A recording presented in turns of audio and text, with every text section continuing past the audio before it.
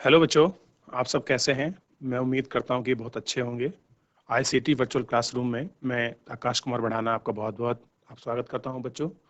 और आपको जैसे पता है कि हमारा 12th क्लास का इकोनॉमिक्स सब्जेक्ट आपका प्रारंभ हो रखा है और हम लोग चैप्टर नंबर 2 आपका देख रहे हैं, उपभोक्ता के व्यवहार का सिद्धांत। उसमें हम लोग अपने कुछ लेक्चर अभी तक अपने कर चुके हैं और हम लोगों ने उपभोक्ता के व्यवहार को समझा।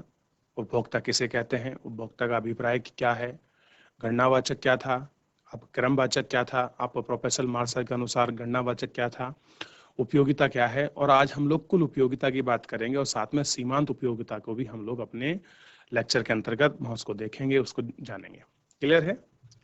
तो मैं उम्मीद करूंगा कि आप सभी बच्चे बिल्कुल रेडी होंगे, आप लोग अपनी क्लास पढ़ने के लिए। और कल का चैप्टर में जो है आप लोगों ने रिवीजन कर लिया होगा बहुत अच्छे से, और साथ ही में हम लोग इसको आगे भी कंटिन्यूस हम लोग अपना जारी रखेंगे, जो अपना रिवीजन का काम है और अपने पढ़ने पढ़ाने का। मान लीजिए किसी प्रकार का कोई आपका प्रश्न है, कोई डाउट है, तो आप हमसे अपना कमेंट सेक्शन के माध्यम से आप हमको अपना प्रश्न जो है बच्चों भेज सकते हैं। क्लियर है? तो सबसे पहले जो हम लोगों ने कल पढ़ा उसको छोटा सा एक बार हम लोग ब्रीफ में रिवीजन कर लेते हैं। और जो मैं आपको नोट बोर्ड पर लिखा रहा था वो आप उसको नोट भी कर रहे हैं और आप उसका रिवीजन भी कर रहे हैं, ताकि हम लोग जो इसकी सारी चीजें हैं हम उनको बहुत अच्छे से आपका समझ सकें, एक एक आपका शब्दों को। क्योंकि अर्थशास्त्र में शब्दों का बहुत बड़ा आपका रोल होता है। अगर हम शब्दों को समझ लें, उनको मूल्यों को समझ लें, उनके मीनिंग हम लोग समझ लें, तो मान लीजिए हमें फिर प्रश्न करने में, उन चीजों को समझने में किसी प्रकार की कोई समस्या आपकी नहीं आती। ठीक है सर? चलिए हम ध्यान देते हैं डिजिटल बोर्ड की तरफ। देखिए बच्चों, हम लोग जो हैं, जो कल का हमारा जो अपना टॉपिक चल रहा था, सबसे पहले आप लोगों को ध्यान होगा, मैं एक बार वापस बताता हूँ। हमने सबसे पहले क्या किया है चैप्टर के अंदर, जो उपभोक्ता का जो आपका व्यवहार है, हमने उसके व्यवहार को देखा है, इसी का हम लोग अध्ययन कर रहे हैं। और साथ ही में करा है कि उपभोक्ता की जो आय है, उसकी आय ही निर्णय करेगी कि वह किस प्रकार से अपनी चीजों को प्राप्त करेगा। और साथ ही इसको क्या बोलते हैं, आपका चयन की समस्या बोलते हैं। और देखते हैं कि उसे किस वस्तुओं का अधिकतम आपका संतोष प्राप्त होगा, वस्तु और सेवा का संयोजन को हमको आपका देखना है। और वो किन वस्तुओं पर आपकी रुचि रखता है, कितना वो व्यय कर सकता है, और ये सब चीजें उसकी आय पर आपका निर्भर करती हैं। उसकी आय पर ये सब चीजें आपका डिपेंड करती हैं। हम लोगों ने आपका प्रारंभिक संकेतन अभिनय के बारे में पढ़ा कि क्या स्थिति है, आप कैसे उसको डोनेट करेंगे। अगर कोई आपका बंडल है, आप उस बंडल को क्या बताएंगे, उसका मैथमेटिकल जो आपका रूप है कैसे डिफाइन करेंगे। हम लोगों ने दो वस्तु लिए थे, आम और केला, उस पर हम लोग अपनी बात कर रहे थे। उसी के साथ हम लोग अपने चैप्टर को आपका देख रहे थे। अब हमने कुछ एग्जाम्पल के माध्यम से उस बंडल को समझने की कोशिश करी। जैसे इसमें 10 और 5 नंबर दिए गए हैं, तो हमने बताया था कि जो केला है इसका नंबर जितना है 5 है, और 10 जो है ये किसका नंबर है, ये आम का नंबर हम लोगों को दिखाई दिया है, हमको आपका दिखाई पड़ा है। हम लोग उपयोगिता की बात कर रहे थे कि उपयोगिता क्या है। क्लियर है? और आपको पता होना चाहिए कि हम लोगों ने उपयोगिता में आपका देख लिया था कि किसी वस्तु की वह शक्ति जो जो किसी व्यक्ति की आवश्यकता को पूरा करती है। एक वस्तु की उपयोगिता उसकी आवश्यकता को संतुष्ट करने की क्षमता है। कैसा है? किसी व्यक्ति की जो उपयोगिता है उसको क्या है बच्चों, संतुष्ट करने की क्या है वो क्षमता है। हम लोगों ने गणनावाचक उपयोगिता का विश्लेषण हम लोगों ने प्रोफेसर मार्शल के अकॉर्डिंग हम लोगों ने कल आपका देख लिया था। और आज हम लोग बात करेंगे कुल उपयोगिता की। क्लियर है? फिर हम लोग पढ़ेंगे कि कुल उपयोगिता क्या है। अब देखिए, सबसे पहले आपको ध्यान देना है कि कुल उपयोगिता क्या है। अब देखिए, ध्यान दीजिए, उपयोगिता को अगर हम लोग देखते हैं तो आपको ध्यान रखना है उपयोगिता के विषय में। इसे हम दो भागों में बांट सकते हैं, ऐसे करके लिख लीजिए आप 1 2 3 करके भी इसको आप लिख सकते हैं। सबसे पहले आपको देखना है कुल उपयोगिता। कितना देखना है बच्चों? कुल उपयोगिता, योगिता। ठीक है। दूसरा देखना है आपको सीमांत उपयोगिता। ठीक है बच्चों, अब हम इसे एक एक कर ही हम इसको देख लेंगे। अब देखिए, कुल उपयोगिता को आपको ध्यान देना है। हम लोग इसको इंग्लिश में ऐसे पढ़ते हैं, टोटल UTILITY, टोटल यूटिलिटी, और इसको हम शॉर्टकट में लिखते हैं बच्चों, आपको ध्यान देना है, TU। अगर कहीं TU का मीनिंग आया तो आप समझना कि कुल उपयोगिता की ही बात हो रही है। इधर आएंगे हम सीमांत, तो सीमांत को लिखेंगे हम मार्जिनल,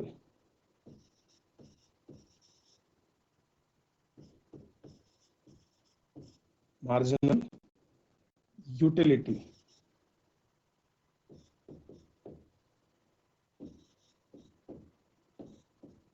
और इसको हम लोग लिख देंगे आपके बच्चों शॉर्टकट में MU। तो आपको ये अंतर होना चाहिए कि ये हमारी टोटल यूटिलिटी है और ये हमारी मार्जिनल यूटिलिटी है। इतना ध्यान रहेगा सभी को। चलिए आगे देखते हैं, ठीक है, इस पर हम लोग आपका देखते हैं। अब देखते हैं कि कुल उपयोगिता क्या है। ध्यान दीजिए कि हम ये देखने वाले हैं कि जो कुल उपयोगिता है, कुल उपयोगिता क्या है, ये हमको देखना है। ठीक है, देखिए कुल उपयोगिता समझेंगे, एक वस्तु की क्या है, एक निश्चित मात्रा, क्या है बच्चों, ध्यान रखना है आपको, कैसी मात्रा है आपकी, निश्चित,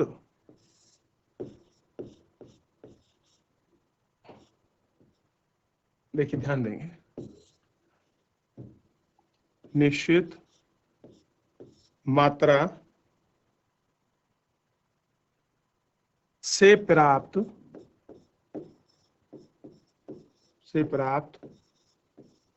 उपयोगिता,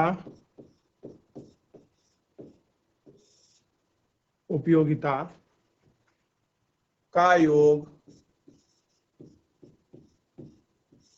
का योग है। क्या है बच्चों, ध्यान देना है कि कुल उपयोगिता क्या है, एक वस्तु की एक निश्चित मात्रा से प्राप्त उपयोगिता का योग है, जो किसी वस्तु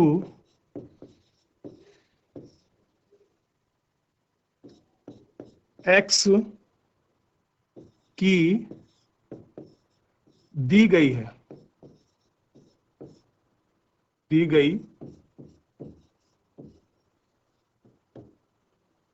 दी गई मात्रा को उपयोग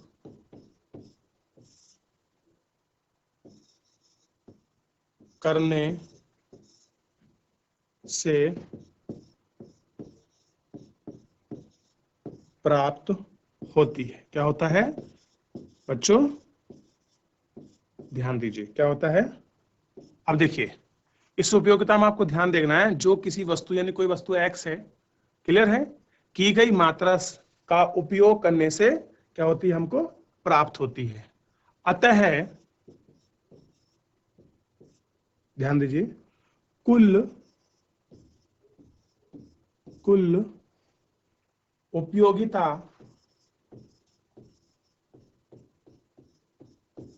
कुल उपयोगिता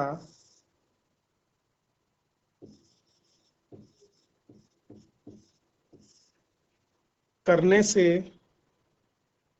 कुल मतलब एक क्षमा चाहूंगा, एक ध्यान रखिए, कुल उपयोगिता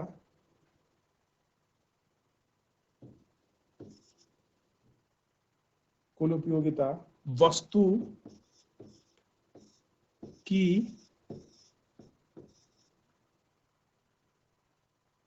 उपयोग की गई, की गई मात्रा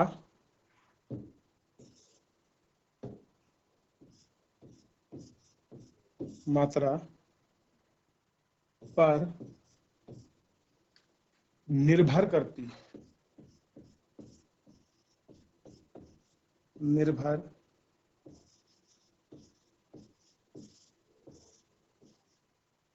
करती है।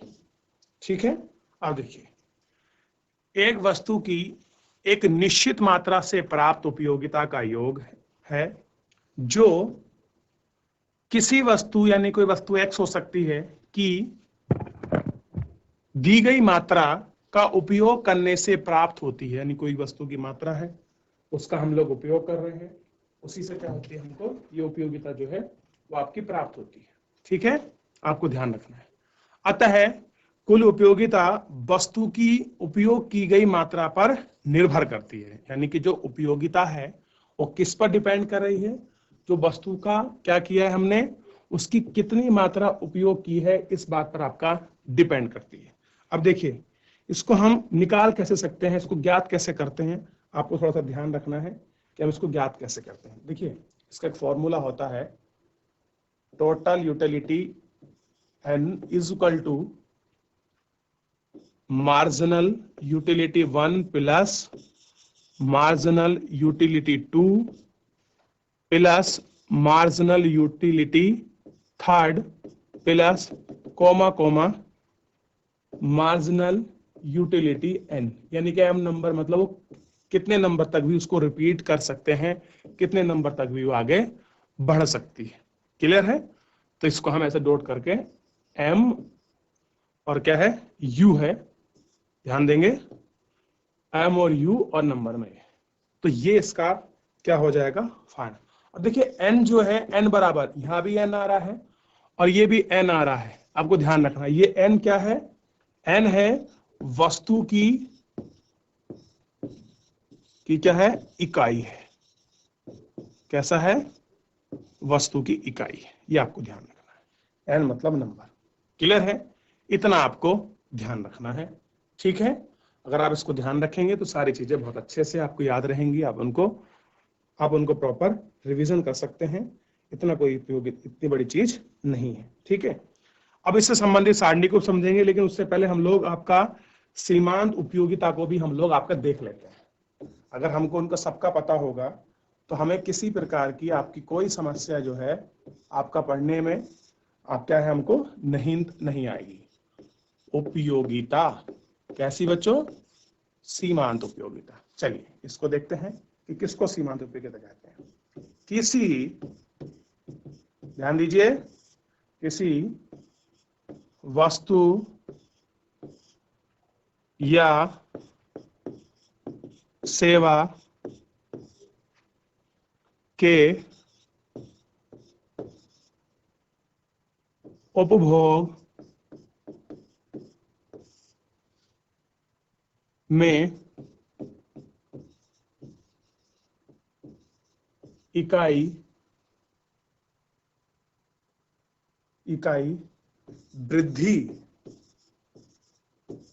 वृद्धि करने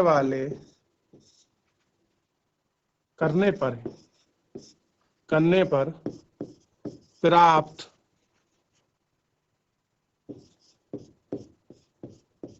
होने वाले लाभ को उस वस्तु, क्या करना है बच्चों, उस वस्तु या सेवा। अब वस्तु की जगह कोई भी आपकी सेवा भी हो सकती है, ऐसी नहीं कि उपयोग में केवल आप कोई वस्तु करें। क्लियर है? कि सीमांत उपयोगिता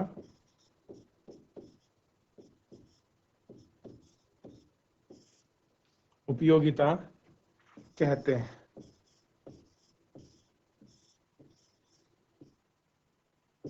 ठीक है, अब देखिए सीमांत उपयोगिता क्या है। अगर मैं आपसे पूछूं तो आप कहेंगे किसी वस्तु या सेवा के उपभोग में कितना है बच्चों, इकाई वृद्धि। अब इकाई वृद्धि में मतलब जो भी आपका परिवर्तन आएगा, 1 से 2, 2 से 3, 3 से 4, इकाई वृद्धि करने पर प्राप्त होने वाले लाभ क्या होगा, जो आपका नंबर बढ़ेगा, होने वाले लाभ को उस वस्तु या सेवा की सीमांत उपयोगिता कहते हैं।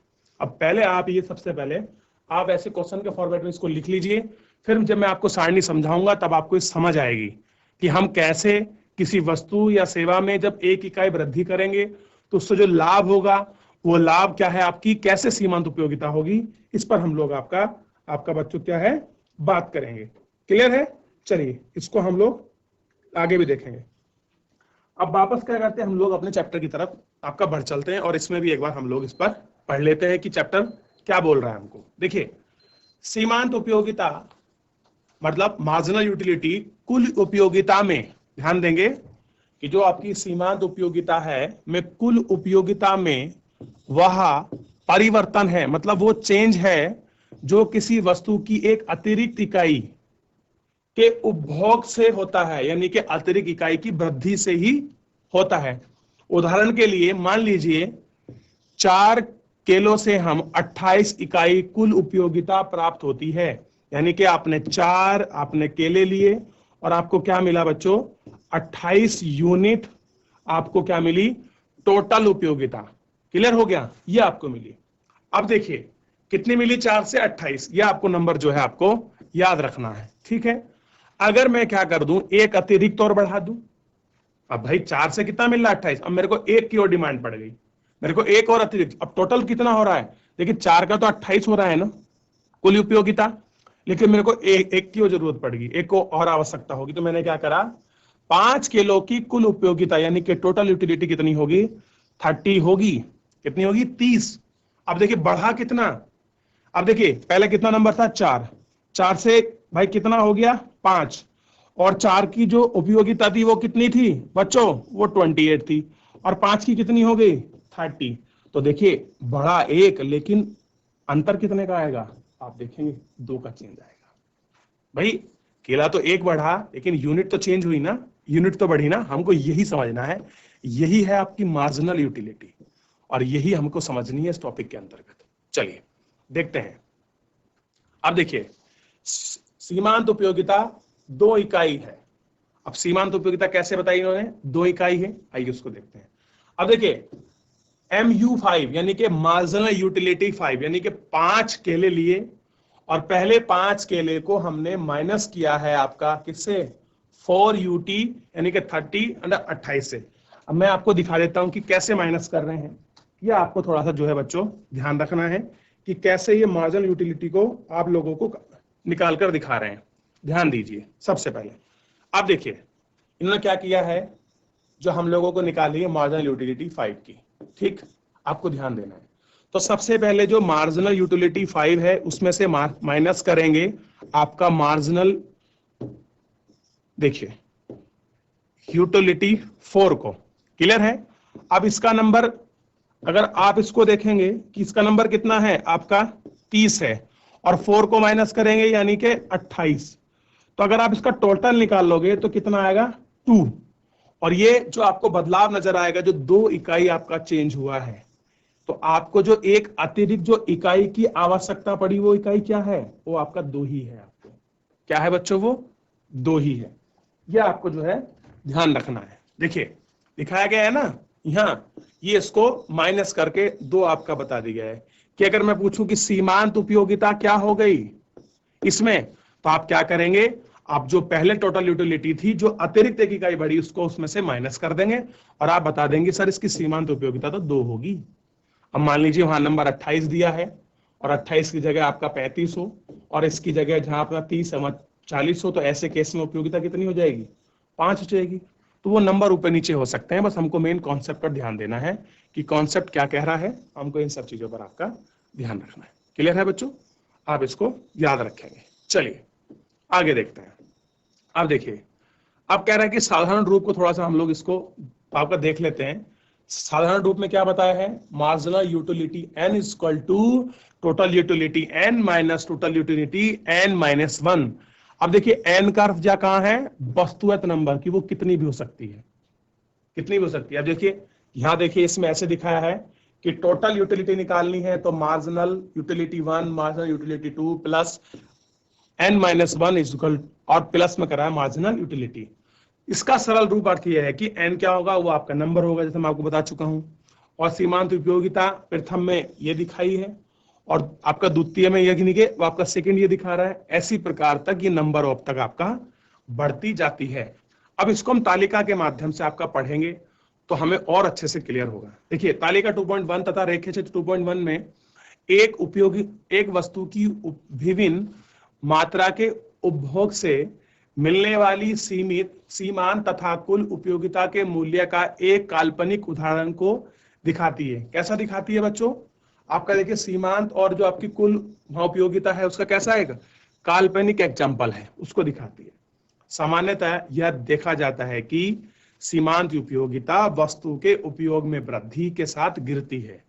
देखिए सीमांत उपयोगिता क्या दिखाती है कि जो वस्तु है जितना उसका उपयोग होगा उस उपयोग में क्या होगी? वृद्धि।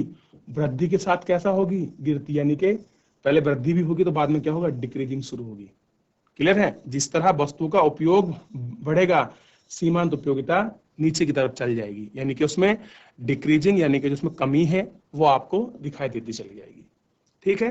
क्योंकि एक वस्तु की कुछ मात्रा उपलब्ध हो जाने से, अब मान लीजिए कोई आपको वस्तु है, उस वस्तु की आपको कुछ मात्रा क्या हो गई? मात्रा आपको उपलब्ध हो जाती है। तो उस उपलब्ध होने से क्या है? उपभोक्ता उस वस्तु को और अधिक प्राप्त करने की इच्छा कम हो जाएगा। अब देखिए अगर मान लीजिए कोई वस्तु की मात्रा कुछ उपलब्ध हो जाने पर जो उपभोक्ता है वो क्या करेगा? कुछ अधिक मात्रा प्राप्त करने की कम इच्छा करेगा। उसको बहुत चाहिए था लेकिन नहीं, उसी में काम चला लेगा। तालिका तथा रेखा चित्र में इसी को आपका दर्शाया गया है। देखिए कि मार्जिनल यूटिलिटी 3 मार्जिनल यूटिलिटी 2 से कम है। आप यह देख सकते हैं कि कुल उपयोगिता में वृद्धि होती है लेकिन घटती हुई दर पर।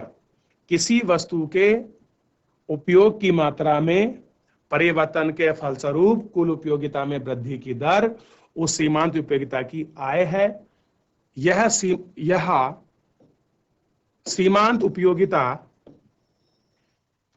वस्तु की उपभोग मात्रा में वृद्धि के साथ गिरती है।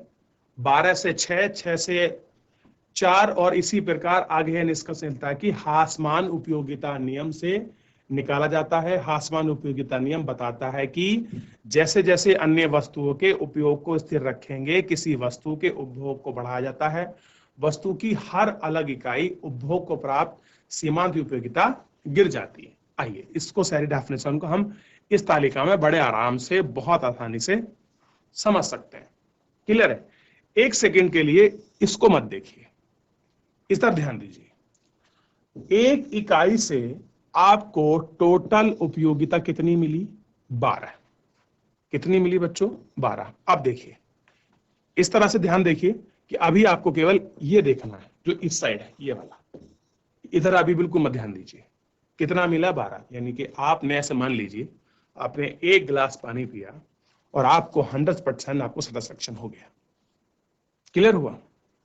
तो उसकी कुल उपयोगिता कितनी होगी? 12। यानी कि जितनी आपको जरूरत थी एक गिलास पानी में उतनी एनर्जी मिल गई, या आप कहेंगे जो चीज चाहिए थी उतनी मात्रा में आप संतुष्ट हो गए। क्लियर है? इतना तो आपको पहला पॉइंट आपको समझ आया होगा। अब इससे आगे आपको थोड़ी थोड़ी सी प्रॉब्लम फेस करनी पड़ेगी, हम उसको सॉल्व करते चलेंगे। देखिए आपने एक इकाई यूज की और आपको 12 टोटल उपयोगिता कितनी मिली? 12 आपको कुल उपयोगिता। अब देखिए बच्चों आपको ध्यान देना है कि जैसा हम लोग आपका देख रहे थे आप उसको देखेंगे कुल उपयोगिता क्या है। अब समझिए एक वस्तु की एक निश्चित मात्रा से प्राप्त उपयोगिता का योग, यानी कि जितनी मात्रा हमने जिस मात्रा में यूज की है उससे जो प्राप्त हमें उपयोगिता है उसका क्या है? योग है। जो किसी वस्तु x की दी गई मात्रा को उपयोग करने से प्राप्त होती है, यानी कोई मात्रा दी है, कोई नंबर दिया, कुछ भी हो, उसका क्वांटिटी किलो में है, केजी में हो, मीटर, सेंटीमीटर, जिसमें भी हो, हम उसको उपयोग करने से हमको प्राप्त होता है उसको क्या कहते हैं? कुल उपयोगिता।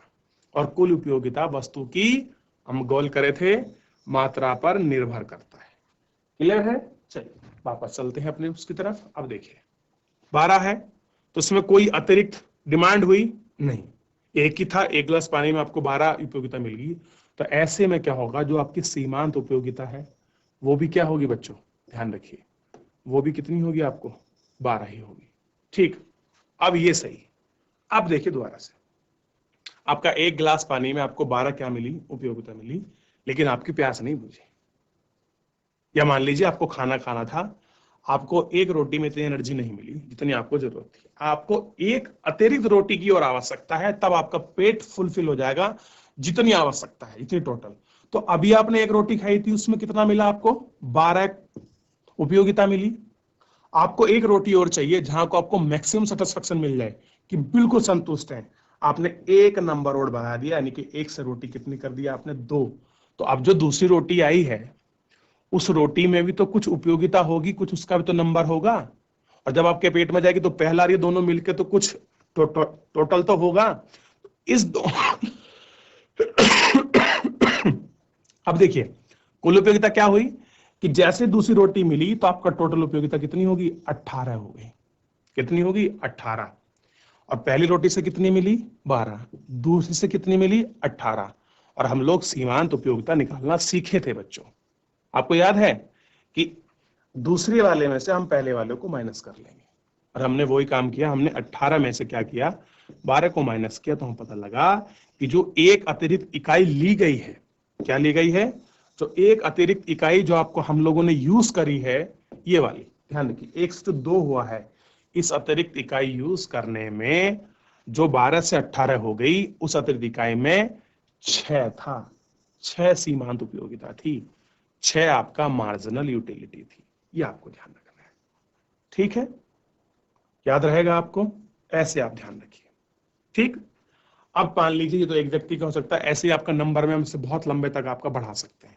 देखिए अब आगे क्या हुआ, फिर 1 से कितना हो गया? 2 हुआ, और 2 से 3 हो गया।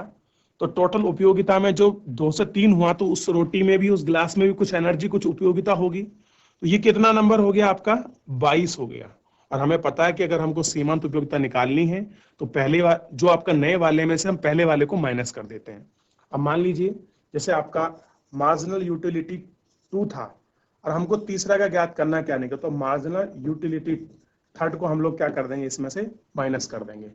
और हम लोग अगर 22 में से, ध्यान दीजिए बच्चों, अगर हम लोग आपका 22 में से 18 को माइनस कर देते हैं तो आपको दिखाई देगा कितने का अंतर आएगा?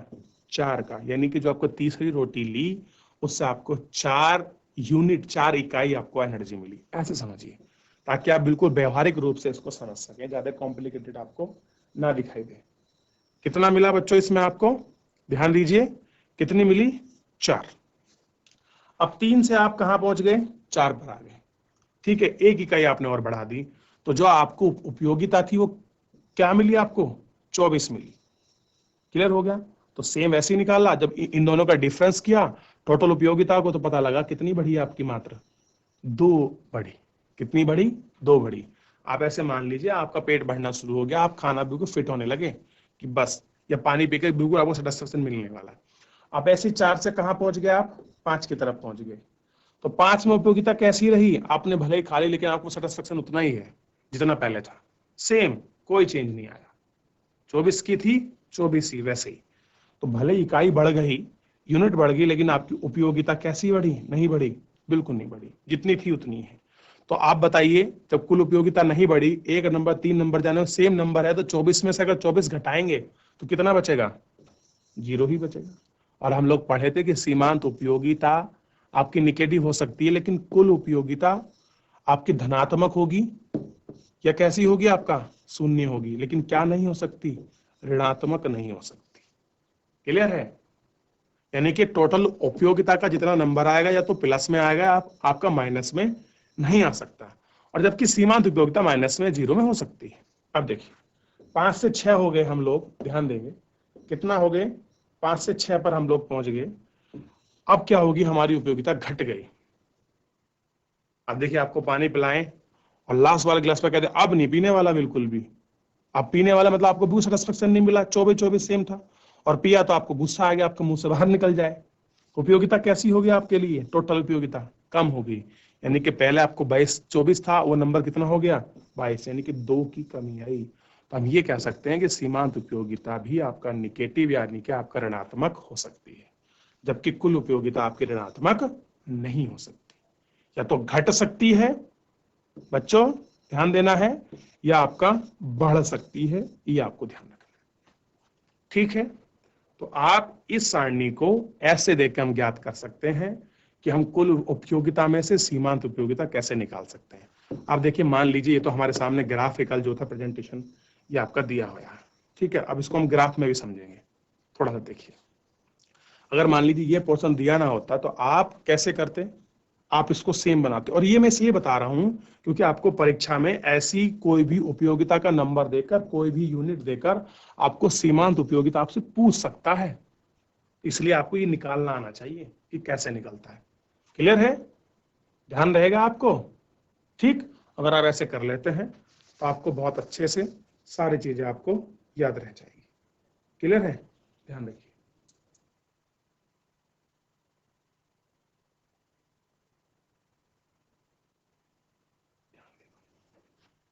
ठीक है, चलिए। अब इसको हम लोग कहाँ देखे थे, आपका ध्यान देना है आपको। इसका आपका जो है आप यहां तक देखे थे, ठीक है। ये देखिए, अब थोड़ा सा हम ग्राफिकल प्रेजेंटेशन जो है इसकी देख लेते हैं। अब आप समझिए, ये आपकी क्या दी है, इकाई दी है, जैसे कि 1 से 2 हुआ, 2 से 3 हुआ, 3 से 4 हुआ, 4 से 5 हुआ, 5 से 6 हुआ। अब ये जो लाइन है आपकी डॉट डॉट वाली, ये मार्जिनल की है, ये आपकी टोटल की है, ठीक है। अब देखिए इन्होंने कैसे बढ़ाया है, 5, 10, 15, 20, 25 और 30, ठीक है। और पहली मार्जिनल यूटिलिटी आप देखे थे कि एक इकाई बढ़ने कितनी हो गई थी, 12। यहां कितना होगा, 10, और यहां कितना होगा, 12। लेकिन वो बिंदा 12 कहाँ का, यहाँ 15 है ऊपर, तो यहाँ क्या होगा, कहीं वो बिंदा 12 होगा। मैं आपको ग्राफ बनाने भी सिखाऊंगा।